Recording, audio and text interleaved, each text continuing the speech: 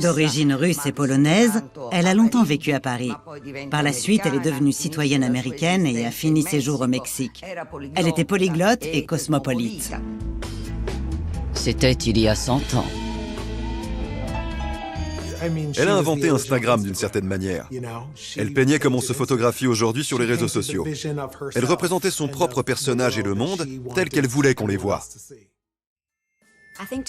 L'œuvre de Tamara ne répond pas au canon classique de l'art, parce que son art est si particulier. Il ne rentre dans aucune case. L'art déco, c'était l'art décoratif. Ce n'était pas considéré comme un art majeur. Et d'une certaine manière, le regard était biaisé.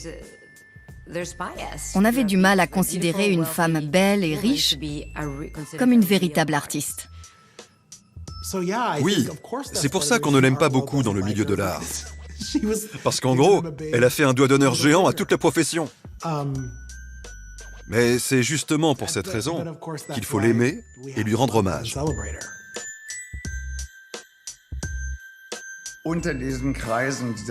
Dans les cercles des collectionneurs d'art, dans la catégorie supérieure de prix, Tamara occupe aujourd'hui la 22e place.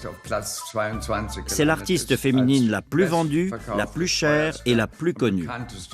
Et ça, c'est dû à un facteur important qui est la notoriété. Quand on voit l'une de ses œuvres, on se dit « J'ai déjà vu ça, je connais ». La popularité est déterminante dans la cote d'un artiste.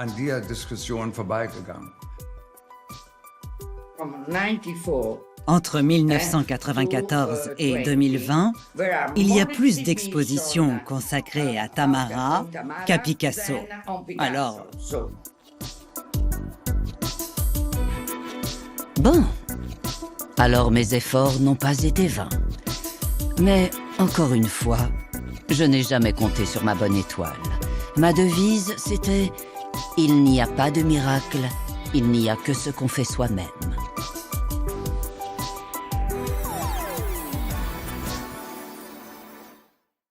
La toile que le public préfère est souvent son autoportrait dans la Bugatti verte. C'est un tableau extraordinaire, magnifique, très chic. Mais le plus important dans ce portrait, c'est qu'on la voit, elle, aux commandes. Elle est au volant d'une voiture très rapide, extrêmement puissante. Et elle est assise sur le siège du conducteur, regardant droit vers l'avenir. Sa mère portait encore des robes qui descendaient jusqu'au talon, avec un corset qui lui comprimait la taille. Et on voit une femme avec un casque en cuir, assise au volant de sa voiture. C'était une prise de risque. Ce n'était pas anodin de peindre un sujet pareil. C'est pour ça que je l'adore. Parce qu'elle n'avait pas peur d'être détestée pour une prise de position politique. Merci. Mais je le répète pour éviter tout malentendu, je n'étais pas féministe. C'est la représentation à l'échelle réelle de ce qu'elle veut donner à voir, c'est-à-dire cette femme forte, pleine d'assurance, parfaitement à l'aise dans cet univers mécanique. Et ce regard froid qui se détourne ou peut-être qui fixe froidement l'objectif. Il n'y a aucune tendresse dans ses yeux, entre l'objet et l'observateur. Ce n'est pas de la tendresse, de la lascivité peut-être, mais sans émotion.